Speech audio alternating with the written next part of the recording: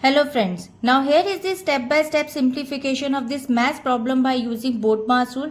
Bodmas rule says first we solve bracket, small bracket, curly bracket, then square bracket. O stand for or we convert into multiplication, we solve roots and exponents.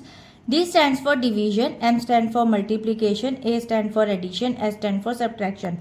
According to this Bodmas sequence, we'll break it down this expression by the step-by-step solution.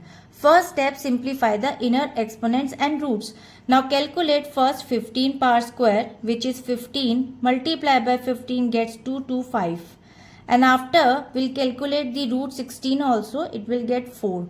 According to this step, Bodmas states we must address the order, exponents and roots inside the bracket first to find the single value we need to compute.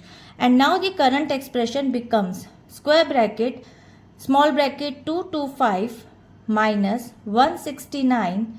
Now move to the next step, solve the innermost brackets. Now innermost brackets, which is 225 minus 169, it will get 56, and the next one bracket is 8 plus 4, it will get 12. According to this step, brackets B must be cleared before moving outside, and we simplify the innermost grouping first. And now the current expression becomes square bracket 56 divided by 12 multiplied by 2.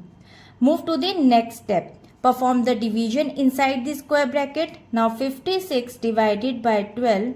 We can write it on 56 upon 12. We can write it on 14 by 3 after cutting the values. And we can simplify it, express as a simplified fractions. So according to this step, we must completely resolve the final bracket group B before multiplying by outer 2. And now the current expression becomes 14 upon 3 and multiply by 2. Now the next step, perform the finally multiplication. Now this is the remaining operation outside all the brackets, and after multiplying we'll get 28 upon 3 and we get the in fraction 9, 1 by 3 in mixed fraction or a decimal 9.33 as a final result. So now according to this expression, by systematically peeling back the layer from the innermost operations, exponents and roots to the outer brackets, we successfully minimize potential order of operations error, leading to the final simplified exact fraction value of 28 upon 3. So I hope it is clear. We'll meet in the next video. If you like this video, please like and subscribe. Bye-bye.